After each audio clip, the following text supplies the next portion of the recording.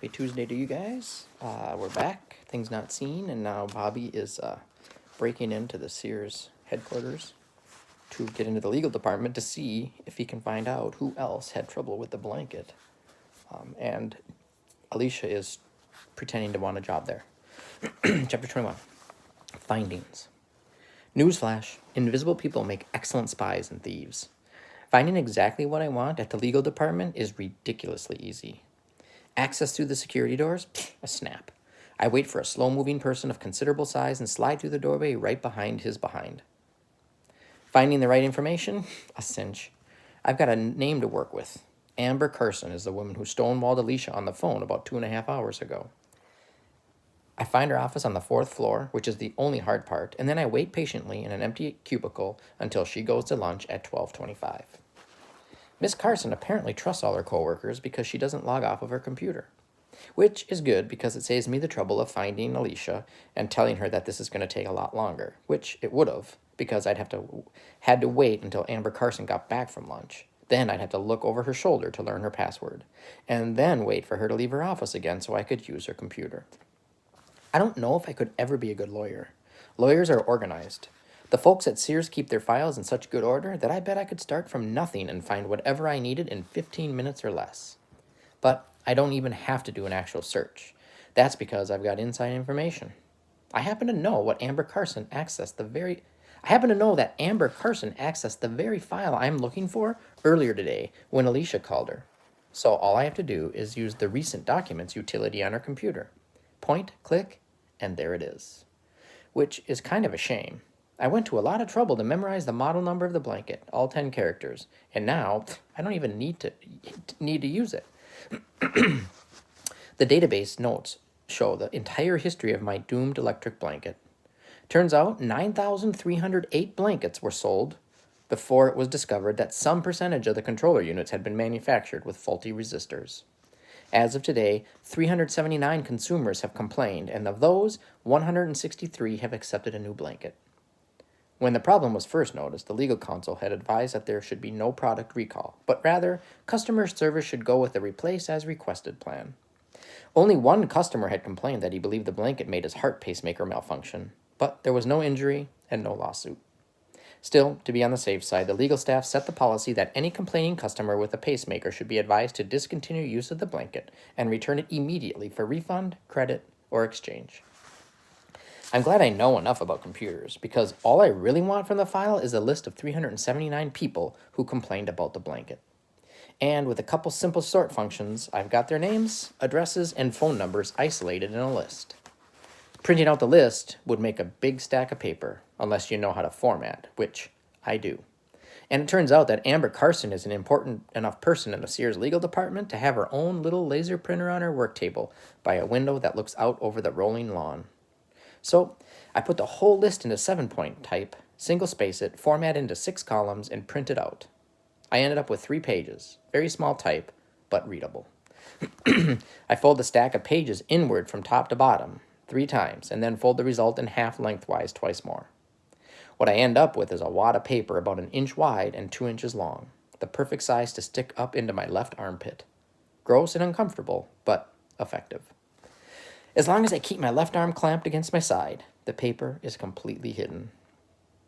By 12:47, I'm on my way to hunt for Alicia. I could just go to the main entrance and wait for her because that was our plan, but what's the fun of that? I'd rather track her down. So now I'm inferring something bad's going to happen, because usually when you're supposed to do something that's easy and you don't, you go off plan, that's when things happen. I glide through the 3 different doors, then down 1 stairwell, along 1 corridor, through 1 last door, and then I'm outside. It's a lot more spring-like in Hoffman Estates than it was in Hyde Park. People all over the place, eating lunch, resting, talking with friends. They look like creatures who have crawled out of burrows to soak up some sunlight, except for the smokers. There's a little group of them outside almost every doorway, standing around looking sort of defensive. They're not outside for the fresh air. I hold my breath when I go past so I don't have to smell the stuff. The map at the reception area said the personnel offices are in a building that's close to the main entrance. Again, I wait for someone to help me through the security doors. Once inside, I'm lost. I'm on the ground floor, and it's an area about the size of 3 football fields. There are partitions and corridors, nice offices around the perimeter, paintings and posters everywhere. Bright and cheery, but it's still like a maze. This is an employees-only area, so there are no signs, no helpful maps or diagrams except for the occasional emergency evacuation poster. So I just wander. My shoulder is aching and my arm is starting to go to sleep from the pressure of the clump of paper in my armpit. I'm almost ready to give up and head for our rendezvous spot. Then I hear Alicia's laugh, complete with that little snort at the end. I follow the sound to a glass-walled conference room where she's sitting with a bottle of Snapple and a thick blue folder on the table in front of her. Alicia's smiling and nodding, moving her head to follow the voices of the people at the table. She looks like she could have just graduated from college, with honors, and 3 proposals of marriage. Apparently, the guy who picked her up from our reception is the big joker because as I approach, he says something I can't quite hear, and Alicia and the 2 other people in the room start cackling again. Also at the table is a man who looks as old as my dad, but with a wrinkly face with a gray mustache and not much hair on top. He's wearing incredibly thick glasses. The 4th person is a woman who's maybe 30, maybe younger. She's got short blonde hair and big earrings, and she's wearing a soft gray pants and jacket outfit with a pink shirt. A nice face, a good smile, but squinting. Then I see this lady's like Alicia. She's got a white cane on the floor by her chair. The meeting's just breaking up, and I'm outside looking in. I get too close to the glass and my breath fogs it up, so I move back a little. I watch Alicia. She shakes hands first with the older man and then the woman. The smiles and hand clasps are so strong, so real and warm, and it's like this wave sweeps over me, and my eyes get blurry, and I swallow hard. Alicia takes the arm of the younger man, and I turn and walk away fast. I don't want her to know I saw any of this. I don't want her to feel like I've been spying on her. I know she came on this trip to help me out, but this meeting she just had, these people she's met and talked to and laughed with, this is something she's done on her own. It's part of her life, not mine. It's got nothing to do with me. I'm in the reception area when Alicia and her guide appear, and I keep well away. Another warm handshake, and then he's gone, and the woman at the desk says, "Alicia, I noticed you arrived by cab earlier. Would you like me to call you one for you?" Alicia hesitates, so I hurry over and gently tap her on the cane. She's startled, but doesn't show it, and then says to the lady, "Yes, that'd be great, and be sure the driver knows this is for a ride to Hyde Park in Chicago. Some drivers don't want to go that far. And thank you." "Certainly. We get good service from the local cab company. They'll take you wherever you need to go. There's a bench to the left outside of the front entrance if you'd like to wait outdoors. Otherwise, I can show you to a seat inside the doorway." Alicia smiles again and says, "Thanks," and heads for the doorway. Thinking I'll be helpful, I take hold of her cane out in the front of her hand. She stops and shakes her head sharply, and I pull my hand away and then follow her outside. I wait until she's found the bench and sits down. No one's near, so I say, "I got in, and I printed out a long list of names. Can I put it in your backpack?" Alicia nods, swings the pack off her back, and unzips the main compartment, holding it open. There in the bag, I can see the thick blue folder that she had in the conference room. I glance around, take the list from under my arm, and drop it in. Alicia feels it hit the backpack, so she pulls the zipper closed, swings the bag behind her, and loops the straps back over her shoulders. She whispers, "So, you get something?" And I whisper back, "Yeah." The cab that arrives has no divider between the front and back seat, so I can't talk to Alicia. There's nothing to do but settle back in the seat and look out the window. The outer highways aren't too crowded, but when we get closer to O'Hare, everything bogs down. The cab is crawling through afternoon traffic. I'm 3 feet away from 2 other people, and I can't talk to either of them. I've never felt this alone. And the worst part is that Alicia seems perfectly content not to talk. She seems glad that she doesn't even have to try. The driver looks up into his mirror and says, "My sister, she works at Sears out in Rockford. Good company, you know, good benefits." Alicia nods and smiles, then turns her face toward the window. The cabbie makes a few other attempts to get a conversation going, but Alicia just nods or murmurs a little, so the guy gives up and punches up a country station on the radio. It's a slow ride home. It's almost 3, and right on schedule, the cab arrives at my house. I've got the list of the names stuffed back under my arm. The driver puts the car into park and says, "That'll be $58, miss." Alicia pushes her door open, and I scramble out. Then I lean back inside, and I whisper, "Call you later, and thanks." Alicia nods slightly to me, then faces the cabbie and says, "I'm sorry, I just remembered an errand I have to run. Could you drop me at the big library on the 56th Street between University and Ellis? Because that was our plan. The driver shrugs and puts the car back in gear. It's your money. Alicia closes her door and the cab pulls away. I watch her go. There's a gust of wind from the east, and I shiver. I turn to go inside. And I feel like something has ended. Or maybe begun. Or maybe both. I forgot to figure out. So, it's going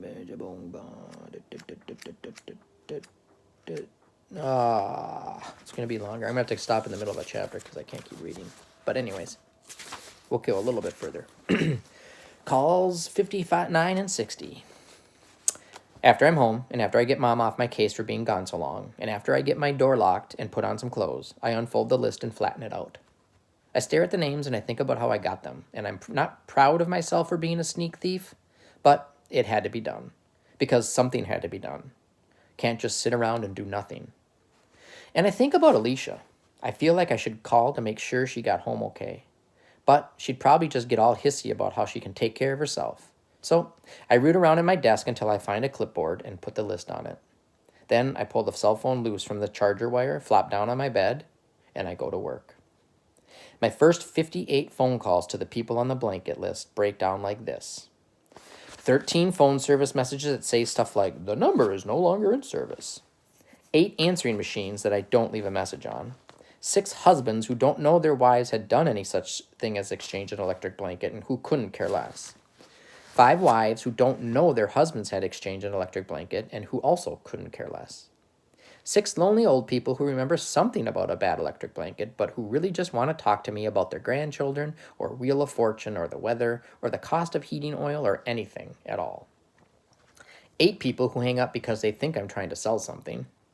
6 kids who don't know when Mom or Dad will be home, or who say Mom and Dad can't or doesn't want to come to the phone, and could I call back later. And 6 people, 2 men and 4 women, who are actually pleasant and cooperative, but had no strange blanket events to tell me about. 58 phone calls and not one hint about anything unusual that night that might have happened because an electric blanket had stopped working properly. Mom has gotten over being mad about me going out today without telling her anything. Dad has come home from the lab for dinner, but he doesn't smile about anything. I can tell he's still churning the data, and for 2.5 hours before dinner and 2.5 hours after dinner, I'm in my room going through the names from my crumpled stolen list. I'm lying on my bed, microwaves burning up my brain, running up a killer phone bill. So, it's about 10:15, and I make the 59th call. I know it's kind of late, but I skip ahead 2 names to a person who lives in Denver, because it's an hour earlier there. Mr. Borden? Yes? Sorry to bother you at home, but I'm doing a survey about your experience with a Sears electric blanket. A blanket? Yes, from Sears. Do you recall exchanging the blanket? Yeah, we had a pink one.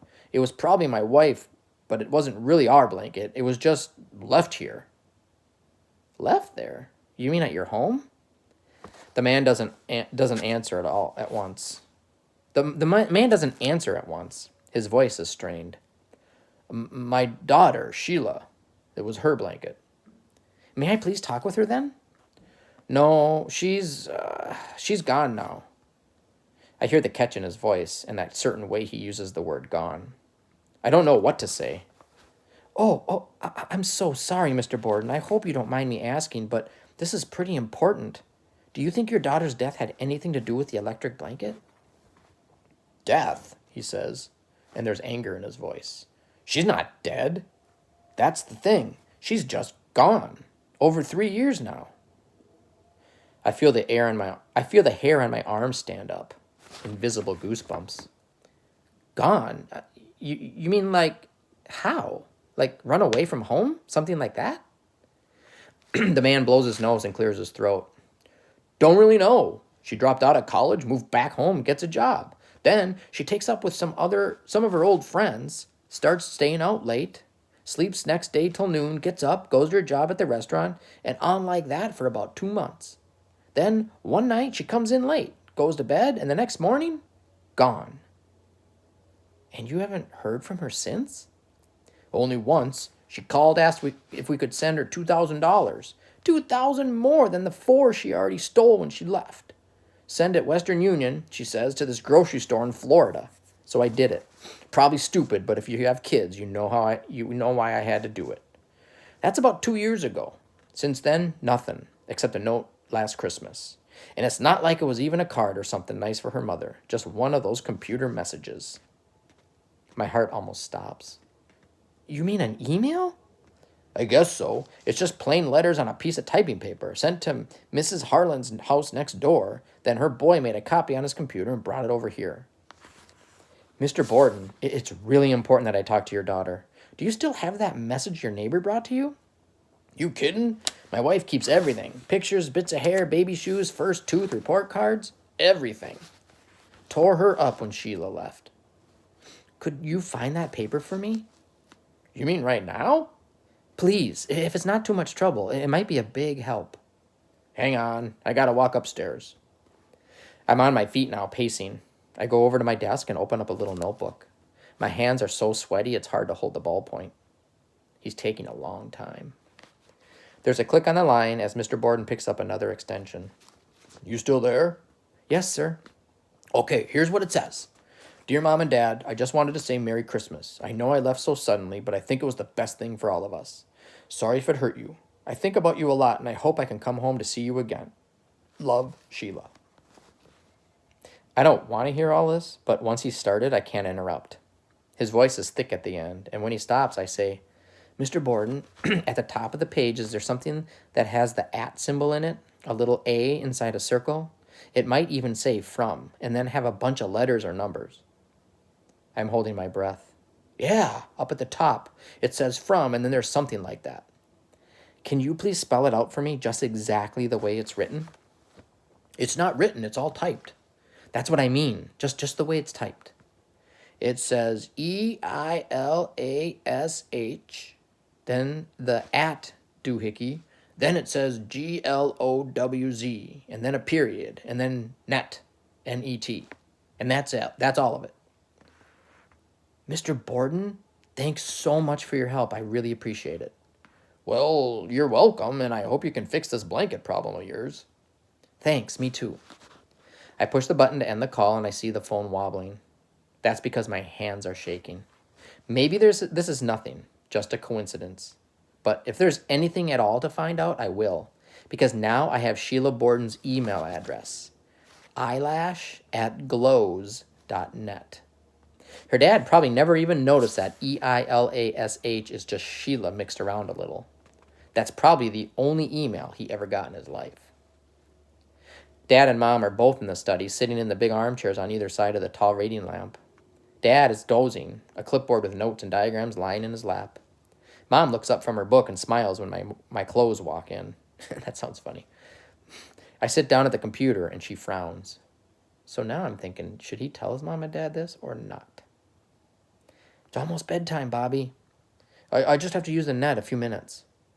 She goes back to her book, and when the computer is ready, I open up a search engine. I find the people search features and jump around until I see what I need. It's a reverse hunt engine. You put in an email address, and unless the person you are looking for has been a freak about online privacy, that email address leads you right to the rest of their data. So I scroll to the right box, and I key in eyelash@glows.net. I got her. Sheila Borden lives in Miami, and I've got her street address and her phone number.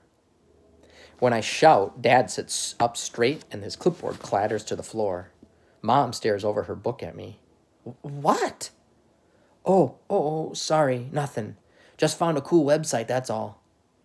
Because I don't want to jinx this.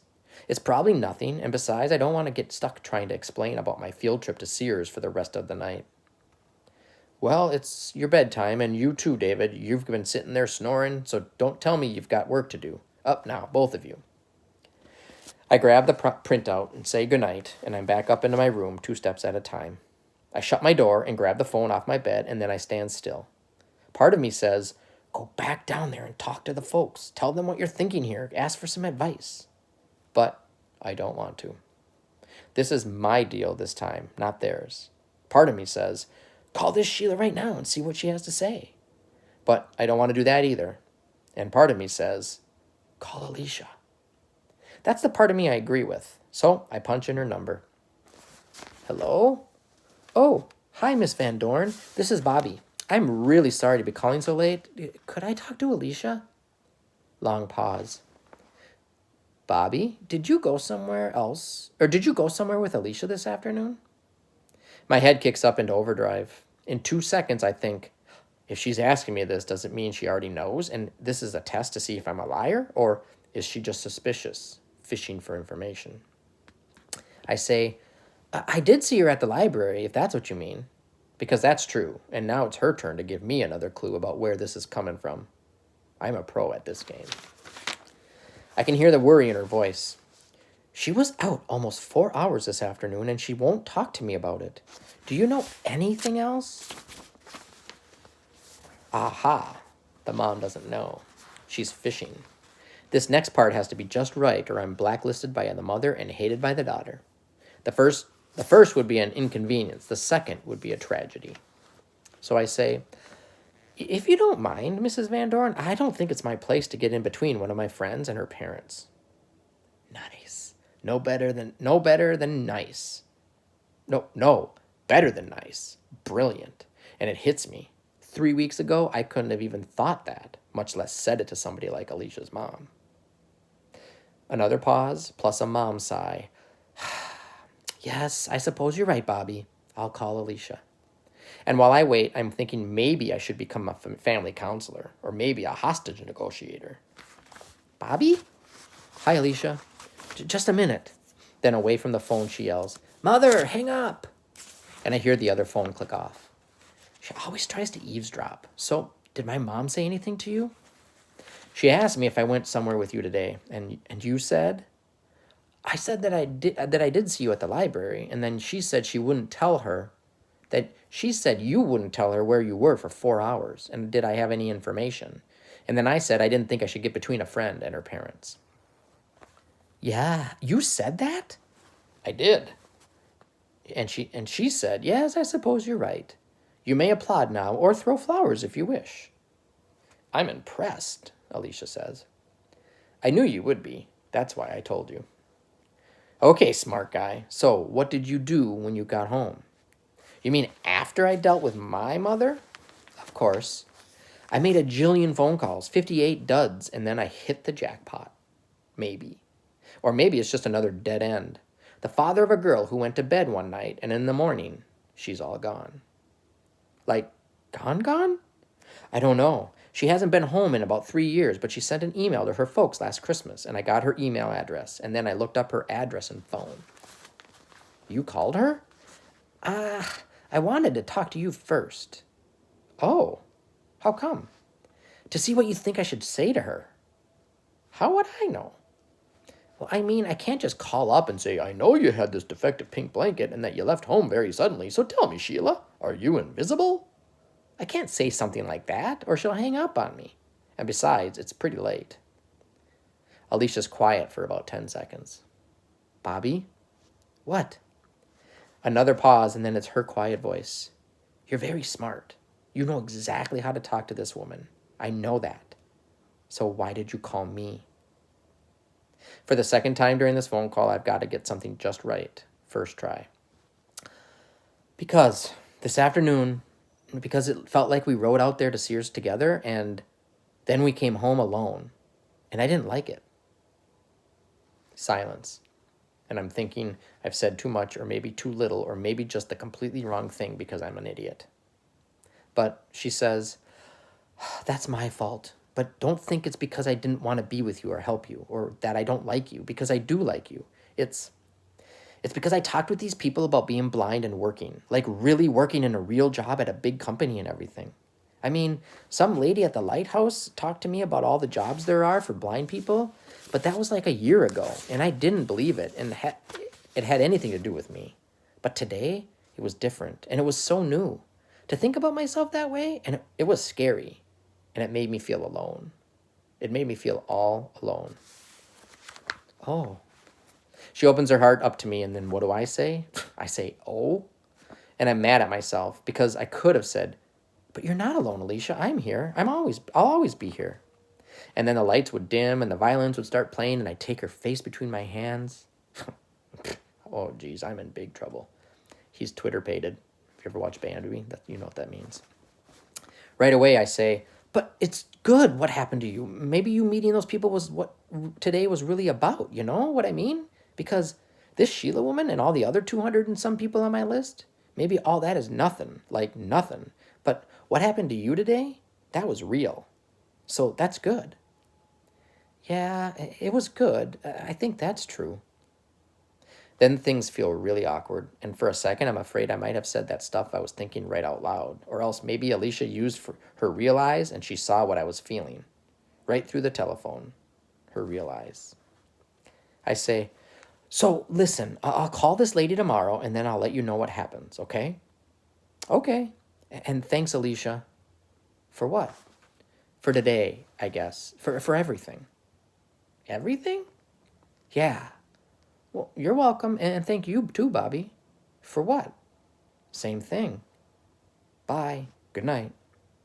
As I get ready for bed and then turn off the lights and pull up the feather quilt, I'm not thinking about my electric blanket and how much I miss it. I'm not thinking about Sheila Borden or about her dad. Call number 59. I'm thinking about call number 60, my call to Alicia. Oh, he likes her. That's kind of nice. And I think they're old enough. Are they in like 14, 15, where you start thinking, oh, they like spending time. And it's okay to have friends that are girls and friends that are boys. A lot of my friends are girls because that's who I work with a lot at school. So I read longer than I wanted to because that was actually pretty good. So I wonder what's going to happen when he calls Sheila Borden. All right. Have a good day.